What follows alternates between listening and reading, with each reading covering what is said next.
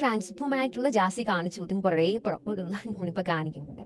കണ്ടുകൊണ്ടിരിക്കും. ഇപ്പം ഇൻസ്റ്റാഗ്രാം തുറന്നാലേ ജാസി ഛർദ്ദിക്കുന്നു, അവിടെ ഛർദ്ദിക്കുന്നു, ഇവിടെ ഛർദ്ദിക്കുന്നു, പ്രസവിക്കും, എനിക്ക് വൈകി എനിക്ക് പ്രസവവേദന വന്നു എന്നൊക്കെ വീഡിയോ നമ്മൾ കാണുന്നത്.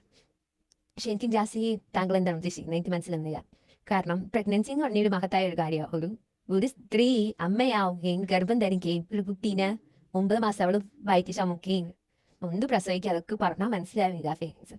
അങ്ങനെ ഒരു അവസ്ഥ ഒരു സ്ത്രീക്ക് മാത്രമേ പറ്റുള്ളൂ. എനിക്കറിയില്ല ഇങ്ങനെ പറ്റുമോ എന്നൊന്നും എനിക്കറിയില്ല.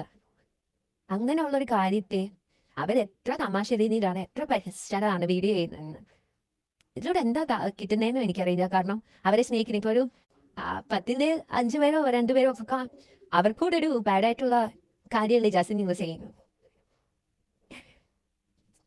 ഒരു സ്ത്രീയെ തന്നെ അപമാനിക്കുന്ന പരിപാടിയാണ് ഈ ഇങ്ങനെ തെറ്റായ രീതിയിൽ എനിക്ക് വീഡിയോ ഇടുന്നതും.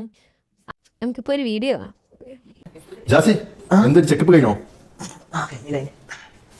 എല്ലാവരും ഡൗട്ടാണ് ജാസി ഗർഭിണിയാണോ എത്ര മാസമായിരുന്നത്. ആരും അങ്ങനെ വിശ്വസിക്കുന്നില്ല.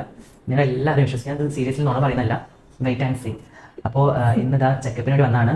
ചെക്കപ്പ് കഴിഞ്ഞു. ഇനി എനിക്ക് ജസ്റ്റ് നിങ്ങൾക്ക് ബോഡി ഭയങ്കര വീക്ക്. അപ്പോൾ ജസ്റ്റ് ഒന്ന് ഗ്ലൂക്കോസും കൂടി ഒന്ന് ചെയ്യാനുണ്ട്. അപ്പോൾ അതുകൂടി ചെയ്യണം കേട്ടോ. അപ്പോൾ അത്രയേ ഉള്ളൂ.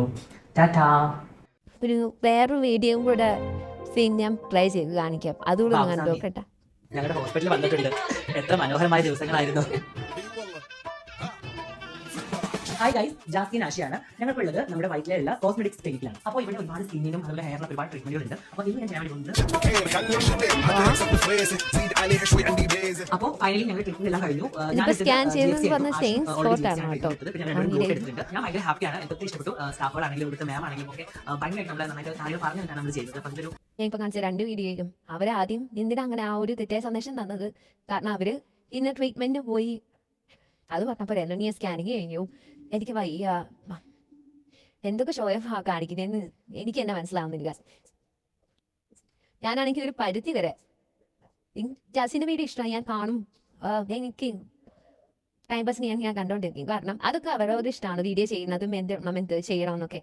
അതിന് ഞാനൊന്നും പറയില്ല, ഒരു ഇതും പറയില്ല. കാരണം അവരുടെ ലൈഫാണ് അവർ എൻജോയ് ചെയ്യണം. പക്ഷെ ഇങ്ങനെ ഒരു വീഡിയോ ഇട്ടപ്പോൾ എനിക്ക് റെക്സ്റ്റ് ചെയ്യാൻ പറ്റുന്നില്ല അപ്പുറമായിരുന്നു. കാരണം ഇങ്ങനൊരു സ്ത്രീയെയും അവിടെ ഒരു പ്രഗ്നൻസി തന്നെ അപമാനിക്കുന്ന രീതിയിൽ വീഡിയോ ഇട്ട് ആൾക്കാരെ തെറ്റിദ്ധരിപ്പിക്കുന്നതിൻ്റെ പറഞ്ഞു ചേരാ. അഡോപ്ഷൻ ആയിക്കോട്ടെ, അഡോപ്ഷൻ ആയിട്ട് അവിടെ ഒരു കുട്ടീനെ ദത്തെടുത്ത് ആൾക്ക് ആ കുട്ടിക്ക് നല്ലൊരു വിദ്യാഭ്യാസം, നല്ലൊരു ഫ്യൂച്ചറും ഒക്കെ നല്ലൊരു ലൈഫ് കൊടുക്കാൻ പറ്റി അത് ജാസിയെ കൊണ്ട് ചെയ്യാൻ പറ്റുന്ന ഏറ്റവും നല്ല കാര്യമാണ്.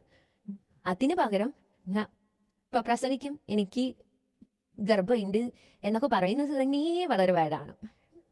ഷോയഫ് അല്ല എന്ന് പറയാം. പക്ഷു നിർത്തൂ. എന്തിനാ വെറുതെ കൊച്ചിനെ അഡോപ്റ്റ് ചെയ്യുന്ന എന്നൊക്കെ പറയും. നിങ്ങൾക്ക് ആരാധകരും കൂടും, നല്ല കാര്യമാണ് നിങ്ങൾ ചെയ്യുന്നത്. അതിന് പകരം ഇപ്പോഴും ഞാൻ ഇപ്പം പ്രസവിക്കും, എനിക്ക് ഗർഭം എന്നൊക്കെ പറഞ്ഞാൽ ആരംഗീകരിച്ച് തരാനാ?